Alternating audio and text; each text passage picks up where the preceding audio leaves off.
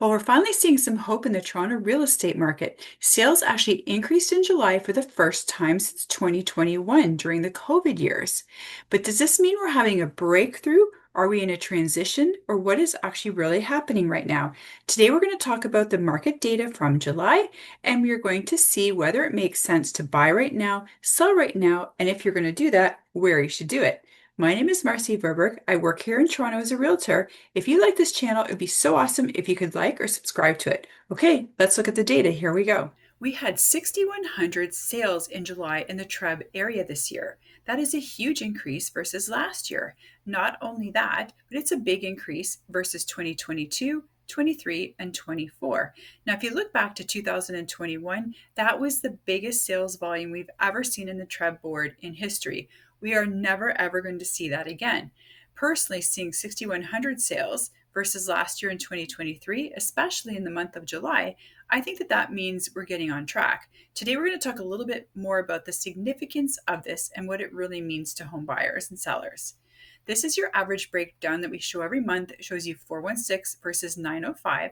And what you can actually see here is that our average price for July of 2025 is down about 5%.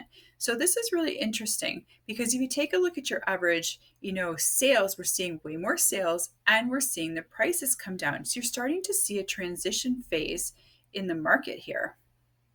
I want to take a look at this chart here, which shows us our different types of employment that are happening around us. Because if you look at Toronto unemployment, we're around 9%. So what's really interesting is if you add the data about unemployment, massive youth unemployment, the biggest youth unemployment we've had since 1998.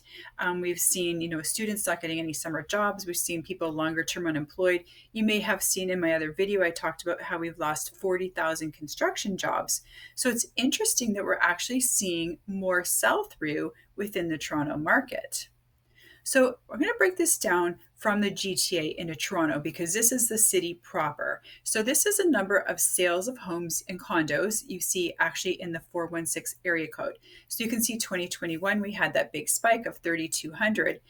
Then we dropped significantly down last year about 1987. And then this year, we're back up to 2,205 sales in July just in the city itself. Now, if you want to look at Toronto volume this year, now this is really interesting. Now, keep in mind, we're always going to have trends over the year. We're always going to see sales months that are a little lower. Now, what's really interesting about this chart, however, is if you take a look at April, May, July, we would expect that March and April sales are going to be much higher than the July sales. Typically, we're going to drop off, in July a little bit.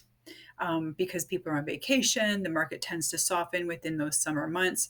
A lot of people want to buy homes in May so that they can be moved in before school starts at the end of the summer. So that is also very positive because it's telling us that we're finally getting back to the point where people are saying, okay, maybe I'll come back into the market. Now, let's take a look at the number of listings that we have. So we want to talk often about we have how many houses are selling through, then how many listings do we actually have. So if you take a look at this is from Toronto itself, detached houses make up 26% of the number of listings on the market. Now, we've seen this for this whole year. Condos are making up the vast majority of the listings within the Toronto 416 area code. Now, that is not going to change anytime soon because we've talked about this in many other videos about how we have so many problems within the condo market. So what's interesting here is that this is our chart about Toronto months of inventory. So this shows us, how long would it take to sell all of the houses within the Toronto area. So this is broken down by detached semi-condo, condo towns and row houses. So what you're seeing is that condo market inventory is still up at over 6 months. Now it has come down a little bit, since we had about 8 months, a couple of months ago, we had 8 months inventory. We got about 4 months on our detached homes. Now semis are only representing 2.2 months of inventory. However, we, believe it or not, have a lot less semis on the market in Toronto than we may think, right? So keep in mind that a lot of what's happening in Toronto in 416 is very much influenced by condos and condo pricing. And at the end of this video, I'm going to give you an actual market report just for condos. It'll take just a minute. Okay.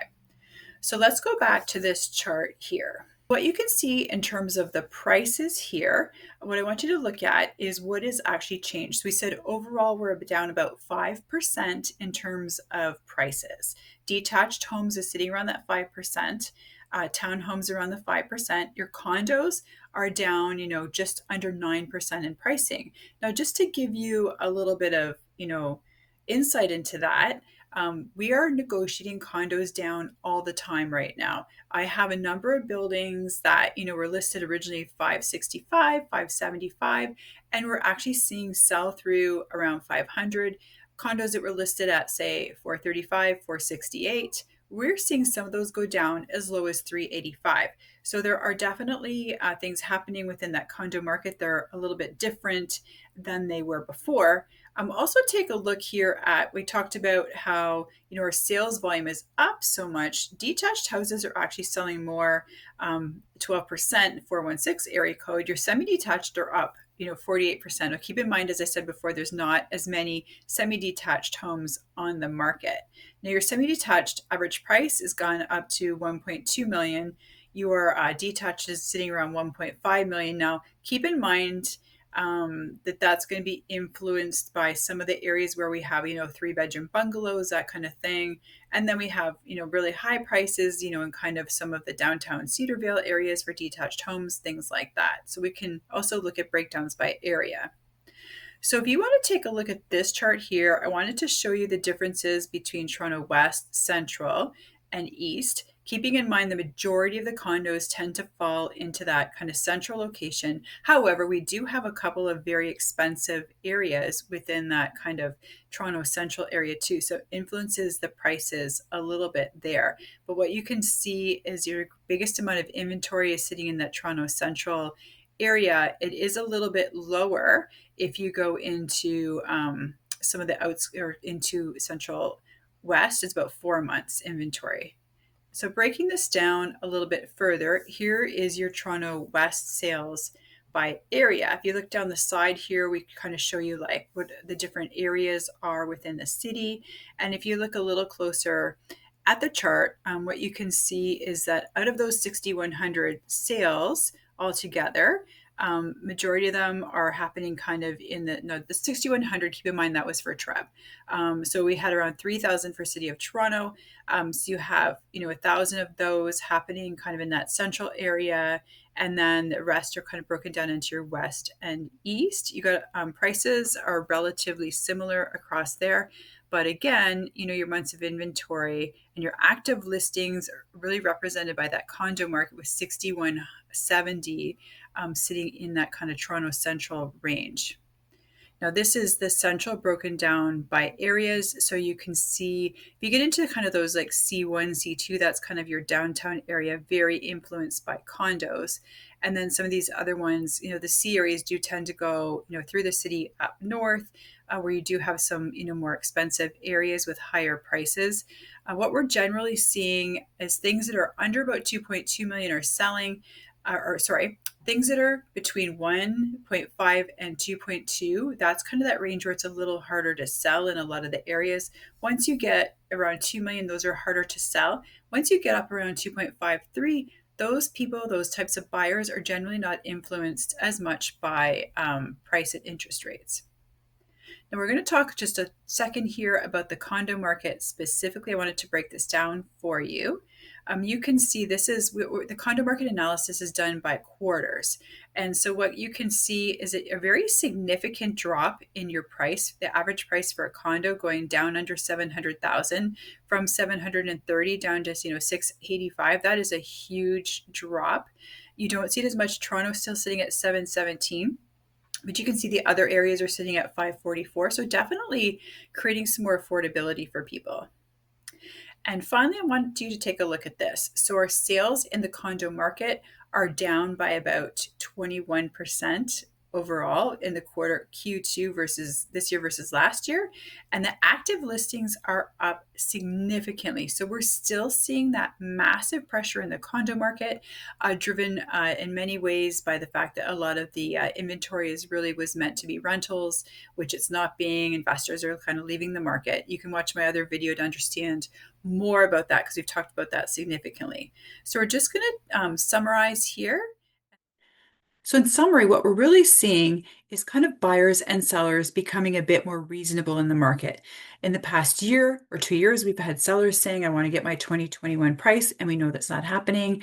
Buyers are saying, well, there's just a lot of inventory and a lot of choices for me available, so I don't have to pay those really high prices. We're seeing the sellers saying, okay, well, maybe I'm just going to have to, move on with this, get to my next house. So they're taking a little bit less than they may have wanted in the first place. Overall, what that's meaning is that the market is kind of settling down a little bit. So it's really still a buyer's market. There's lots of choices for buyers. Sellers, you need to sell very strategically to make sure that you get a good price for your home. Thank you so much for watching July 2025 update. I'd love it if you could just give me a little like or subscribe. Talk to you soon.